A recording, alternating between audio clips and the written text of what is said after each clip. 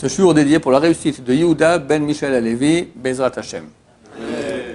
Alors on pose la question ici, il écrit dans les livres que pourquoi Dieu nous a fait venir dans ce monde alors qu'on était très très bien au paradis. Dieu peut créer ce qu'il veut.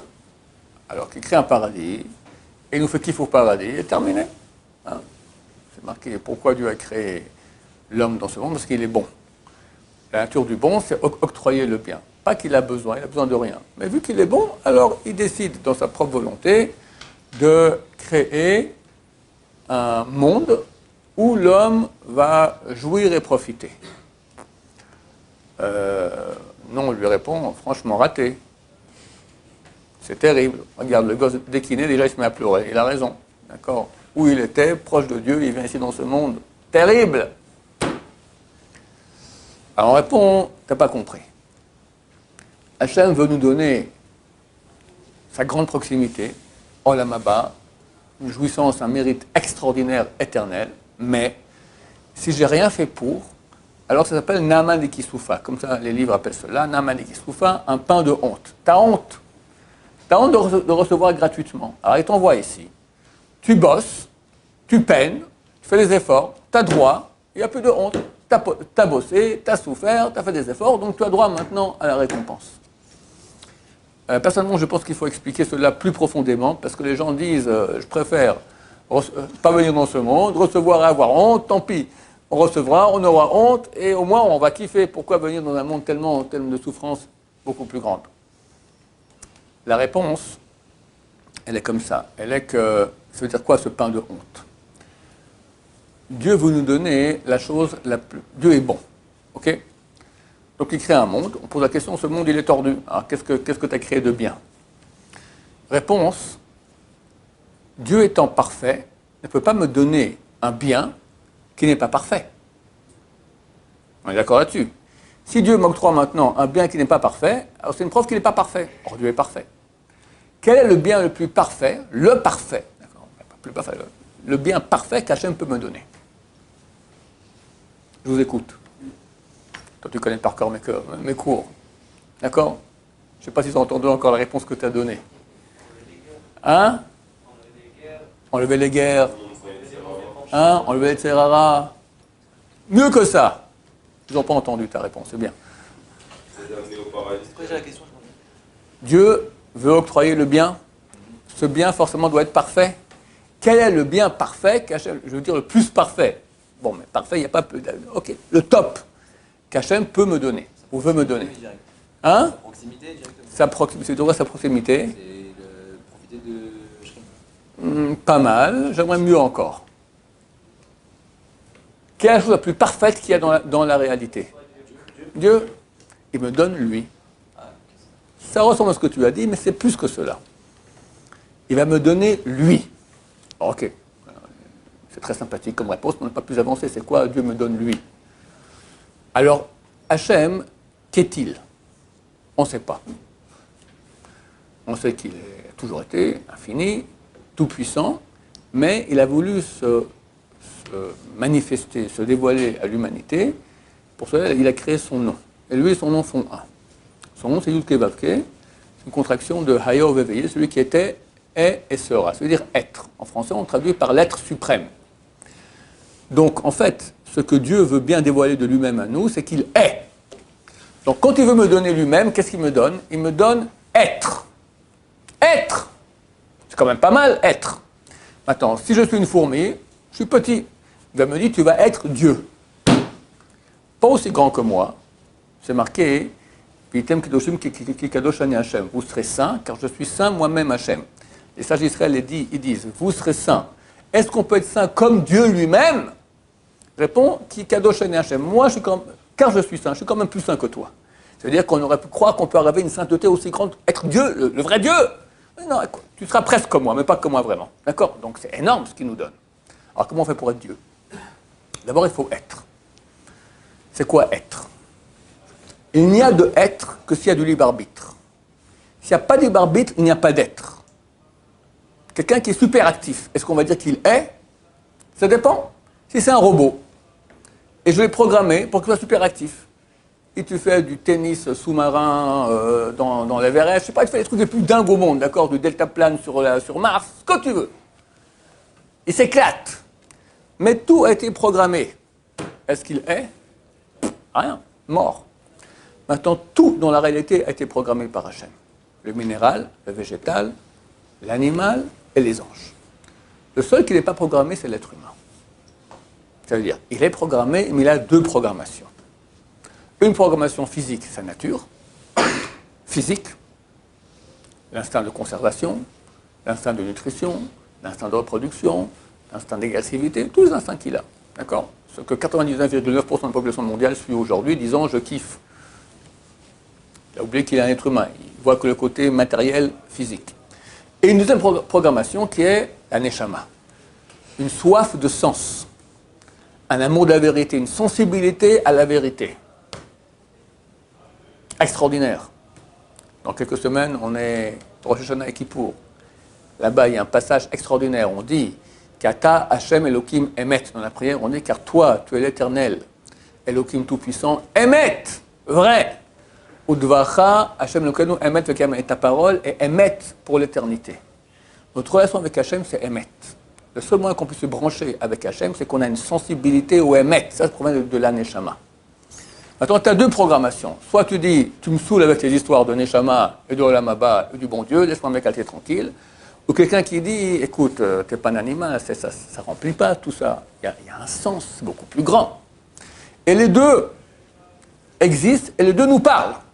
Toi, tu es au milieu, est un libre arbitre. En cela, tu peux commencer à être quand tu choisis.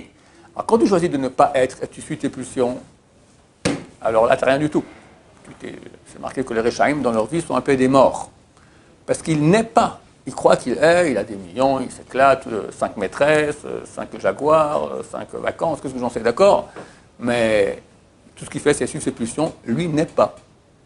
Que l'animal est. Celui qui décide de se battre contre la pulsion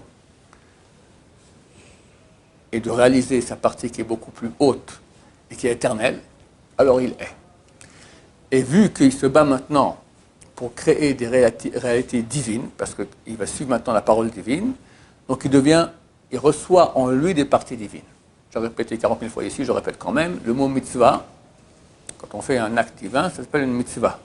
Le mot mitzvah, il est composé de 4 lettres. Alors je vais lire à l'envers pour ceux qui nous voient. Mem, tzadik, vav, hei. Les lettres vav, hei sont les 2 dernières lettres du nom de Dieu. Yud, ke, vav, ke. Les 2 premières, mem, tzadik, sont en atbash. Atbash, c'est un alphabet mystique où la première lettre correspond à la dernière. L'avant-dernière, la deuxième à l'avant-dernière. At, Aleph, Taf. Bet, Shin, Gimel, Resh, Dalet, Kouf, etc. D'accord?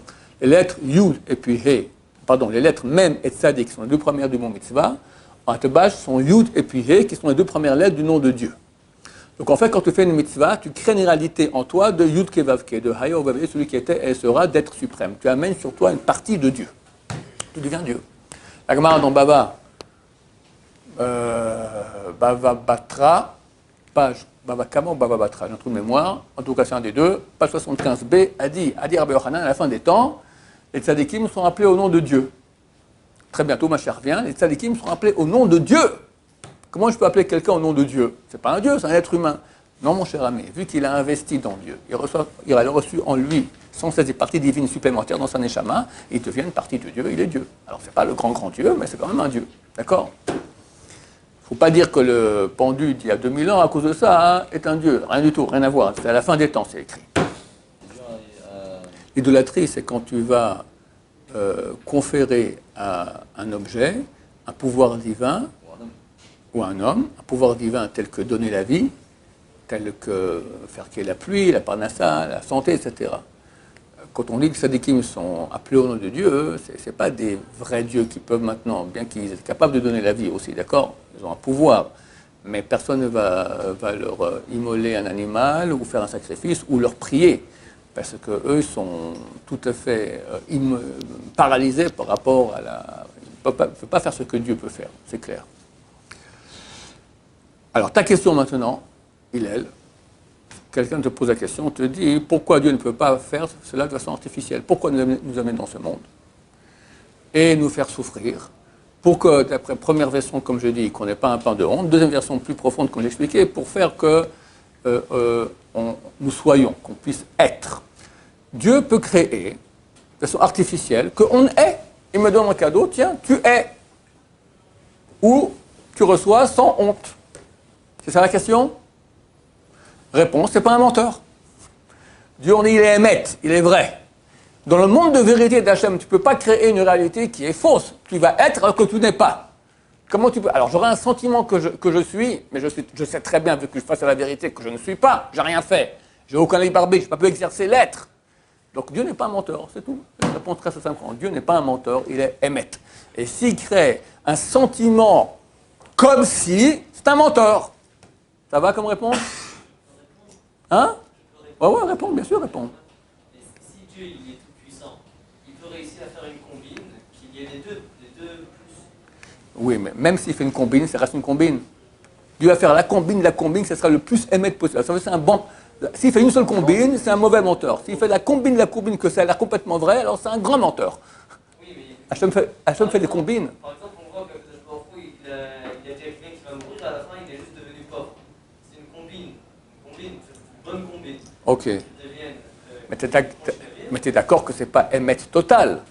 Quand quelqu'un doit mourir, tu me poses la question, si quelqu'un doit mourir, on voit que Dieu, des fois, il le rend pauvre, c'est comme à la place, mais ce n'est pas émet. Parce que Dieu se permet des fois de faire moins le din, ce qui n'est pas émet. Et Dieu, il a deux axes. D'accord? Le din, c'est la rigueur céleste, totale, et le rachamim. Rachamim, c'est toujours du mensonge. C'est que tu ne mérites pas, mais j'ai pitié de toi. Dieu, il a voulu bien avoir un axe qui est la pitié. Mais tout le monde est d'accord. Alors, les tzadikim, c'est marqué, ils ne veulent pas être jugés par rachamim, ils veulent juger par le din. Parce qu'ils veulent vraiment recevoir ce qui leur revient. Dans Olam Haba, qui est le monde de vérité ici, c'est le monde du mensonge, dans le monde de Olam Haba, c'est tout din. C'est tout d'après la vraie rigueur céleste, parce que c'est vraiment le monde de vérité. Dieu ne peut pas me créer maintenant un paradis qui est un mensonge. C'est ça la pire chose possible. Et me faire croire que c'est vrai, ça serait un grand menteur. Dieu n'est pas menteur. C'est pas faire croire, c'est que c'est la vérité. Puisque Non, peut faire ça. non, Dieu ne peut pas faire, c'est la vérité pour une chose. Dieu ne veut pas faire. Il ne peut pas, parce que vu qu'il aime la vérité Hachem, il ne peut pas maintenant créer une réalité qui est mensongère, dire c'est émet. Ça ne serait pas émet. Or, il est émet. Et c'est clair que quelqu'un qui aime le émet, il veut le émet, il veut Hachem. Il ne veut pas une combine qui nous a inventé une tour d'ivoire, du genre, voilà, tu as tout réussi alors que tu n'as rien fait. Ayant le sentiment et la mémoire qu'il a fait, d'accord? Il croit qu'il n'a rien fait. C'est des bêtises. Il n'avait pas créé la honte. Oui. Il n'a pas créé la honte, comme ça il aurait pu nous donner... Mais il y a une réalité, il ne faut pas créer la honte. Maintenant, on te donne. Tu as droit, tu as fait pour, tu n'as rien fait pour. Je te fais croire que tu as fait. Putain, moi je suis un menteur. Non mais qu'on ne ressente pas le sentiment de honte. Ah, ok, tu n'auras pas le sentiment de honte, mais tu n'auras pas le sentiment d'être. On aurait pas pu créer une nouvelle réalité. S'il crée une nouvelle réalité qui n'est pas la réalité, Mais s'il est créé, c'est la réalité. Il peut faire tout. alors tu veux qu'il crée une nouvelle réalité de quoi? De vérité ou de mensonge? Toi, tu veux que le type maintenant, on lui donne les cadeaux d'Hachem qui est Emet, qui est lui. C'est-à-dire que tu vas être vraiment alors qu'il n'est pas. Alors qu'il n'est pas. Tu dis non, mais Dieu peut faire croire à la personne tout. Oui, mais faire croire signifie mentir. Faire en réalité, faire créer. Créer une réalité que quoi? Que quoi? Il a fait le type ou il n'a pas fait? Attends, on veut lui donner l'être. La personne, on veut lui donner l'être, d'accord? Il n'a pas été. Le type, il n'a rien fait. Il n'y a pas eu de monde, il n'a jamais eu l'occasion de se mettre avec lui-même, rien. Et regarde, je t'aime tellement, mon cher amour, je te donne maintenant, tu vas être. On peut faire ça? On peut faire ça? Celui qui fait ça, c'est un menteur. On peut demander à Hachem d'être menteur, parce qu'Hachem, toute sa réalité, il n'y a pas de plus grand cadeau que le Hémet. Voilà, c'est très simple comme réponse. Baruch Adonai, l'olam, amen va amen.